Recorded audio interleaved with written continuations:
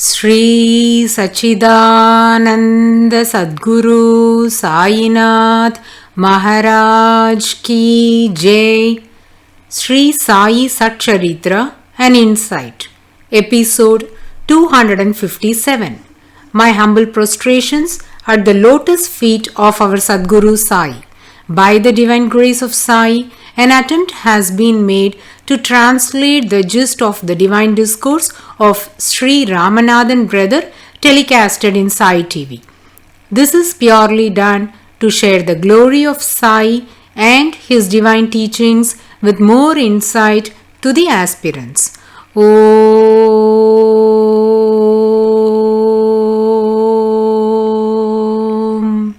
Gurur Brahma Gurur Vishnu Gurur Devo Maheshwaraha Gurur Sakshat Parabrahmam Tasmai Shri Gurave Namaha. Dear devotees, in the previous episode, we marveled at the astounding experience granted to Chandrabai Borkar by Sri Sai Maharaj. These kinds of divine sports are performed very casually and calmly by the Supreme Incarnations. There are many Leelas to list. Let us now listen to another enthralling Leela in this connection. The most ardent devotee by name Chandraban Seth was over 60 years old and he was also blessed with progeny. Though we have heeded this in the earlier episodes, it's worth recalling now, says Ramanathan brother. The issue with this family is quite different when compared to the others. Every time Chandraban Seth's wife conceived, the child got aborted. Thus, her body became weak and didn't have a complete pregnancy.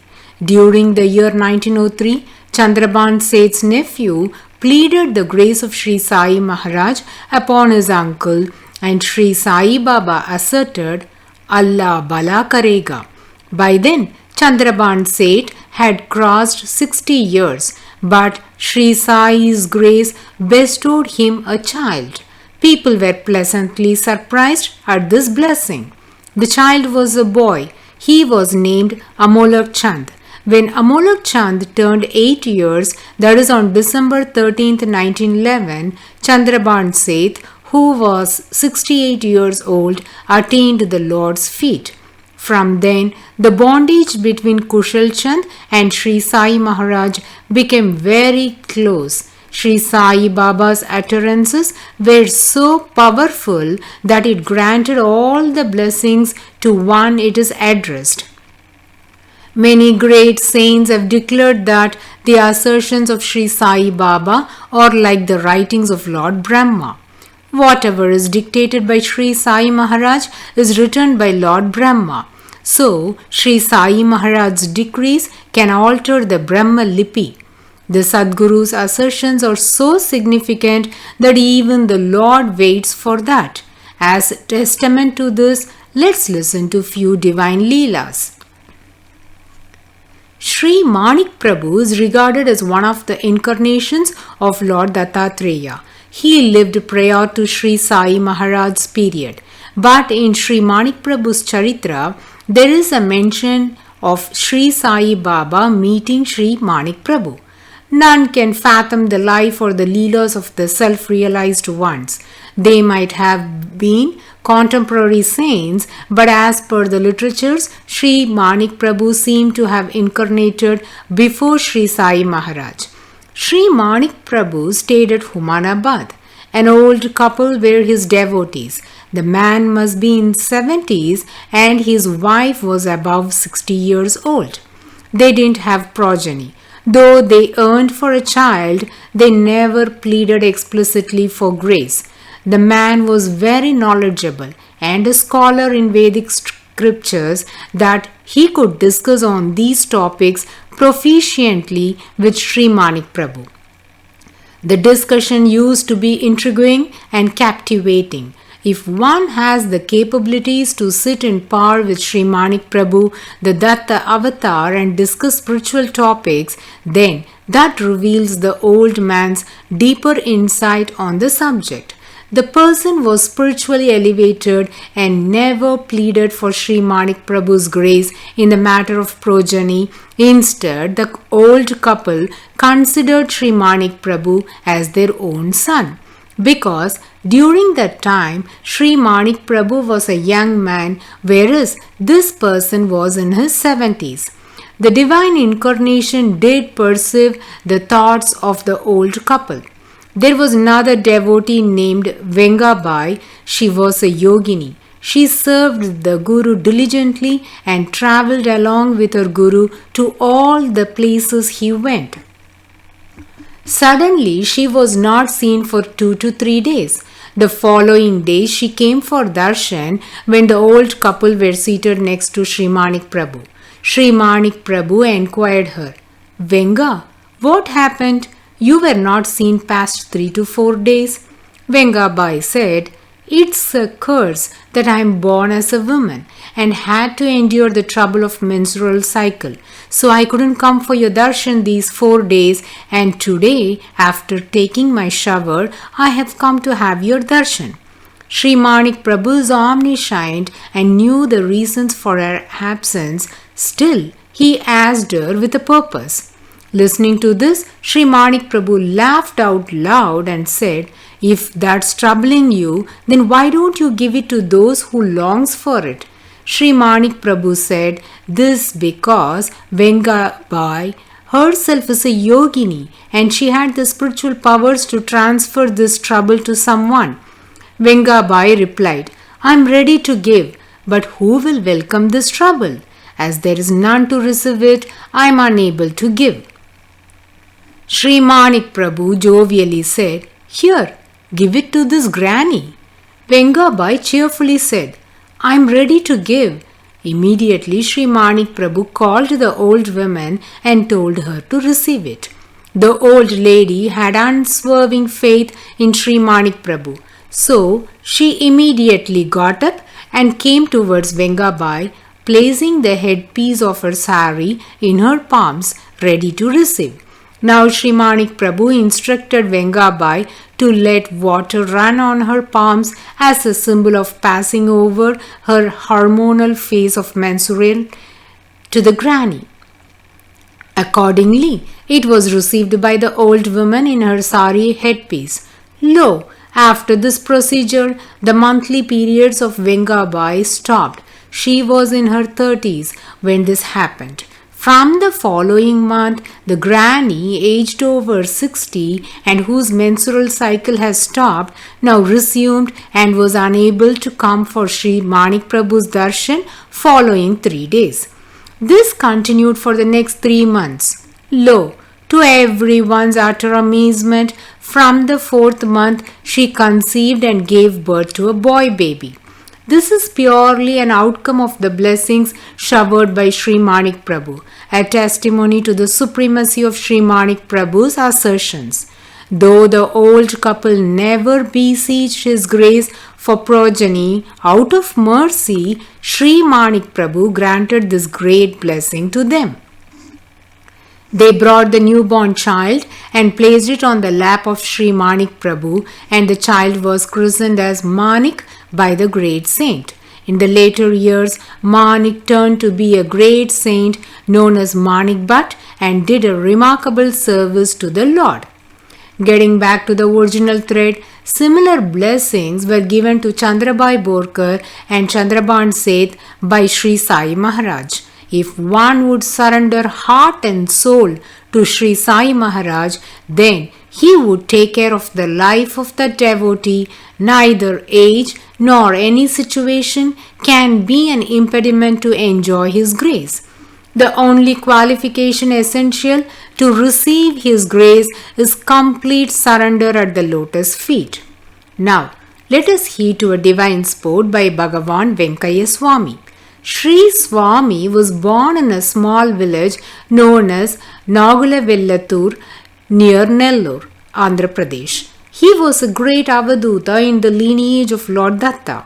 Avadutas don't care for their body and are always immersed in God. The words spoken by the Avadutas are very powerful and can bestow greater blessings to the one it is addressed. Sri Venkaya Swami has granted progeny to an old couple just like the above. That family was very affluent, but suddenly misfortune struck them and the house became like a bewitched one. Many catastrophic incidents were faced by the residents of that house. At this juncture, they requested Avaduta Sri Venkaya Swami to visit their house and bless them. As soon as Swamiji reached the doorsteps of the house, he said, "This house is engulfed with problems. Should I also endure those?" Hearing this, the devotees cried out, "Swami, if you forsake us, who else will protect us?" They prostrated at the holy feet of the Avaduta and pleaded for his grace. The saints may seem to be stubborn and stern in abiding by their principles, but their hearts are softer than butter, and the moment we surrender at their lotus feet, their heart would melt with compassion and love for us.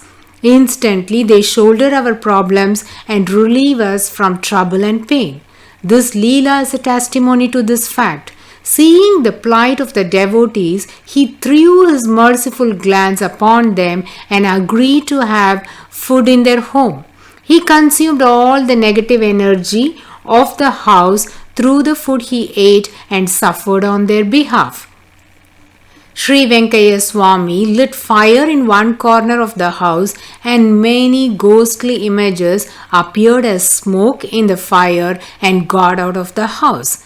Suddenly, another spot in the house caught fire and an image flew near the place where the tulsi pot was kept. Many spooky and inconceivable events occurred. All the negative elements were chased out of the house. The householders could perceive the changes. The moment a morsel of food was accepted by Sri Venkaya Swamiji, from then his grace flowed into the family. The mercy of the saints is profound. Sri Venkaya Swamiji looked at the old woman and asserted, "A moustache has begun to grow in your tummy," and left the house. The residents were elderly, so they couldn't understand his assertion. Lo, to the surprise of all, the old lady gave birth to a boy baby. The couple never sought his grace for a progeny, but out of compassion, the boon was granted to them by the Avaduta. The unique trait that is very common in all these saints is to grant the boon even when that was not summoned by the devotee. All the above Leelas are a testimony to this. To sum up, it was Chandrabai Borkar who beseeched the grace of Sri Sai Baba for a male progeny on behalf of Tatya Kote Patil while she has no child. This selflessness of hers was greatly appreciated and aptly rewarded by Sri Sai Maharaj by granting her and Tatya Kote Patil a male progeny in the same year. So in this case, the boon was bestowed without being requested. Next, Chandraban Seth didn't have children and his nephew Kushal Chand pleaded Sri Sai Maharaj to bless his uncle with a child. Immediately, Sri Sai Nath professed, "Allah Bala Karega," and granted the blessings. Chandraban Seth was blessed with a boy baby. To note, the request was not made by Chandraban Seth. Still, the grace was showered upon him. Then, in the divine sport played by Sri Manik Prabhu, the devotees were old couple considered Sri Manik Prabhu as their own son but never sought his grace to have a child. Still, the blessings were given and they got a boy baby. Lastly, an old couple approached Sri Venkaya Swamiji to purify their home as it was seized by ghosts. The merciful one chased away the negative energies and without being asked, blessed them with a boy baby. Such was the grace of the great Mahans on their devotees. Let's continue to listen more about the blessed devotee Chandrabai Borkar. The karmic ties between Sri Sai Maharaj and her are enthralling. Sri Sai Baba has declared that she has been her sister for the past 7 births. Her devotion towards her Guru was unparalleled. She had unswerving faith in Sri Sai Baba. Even before many could realize the supreme powers of Sri Sai Maharaj, Chandrabai Borkar recognized him as a supreme incarnation and had a staunch belief that everything happens as per his will.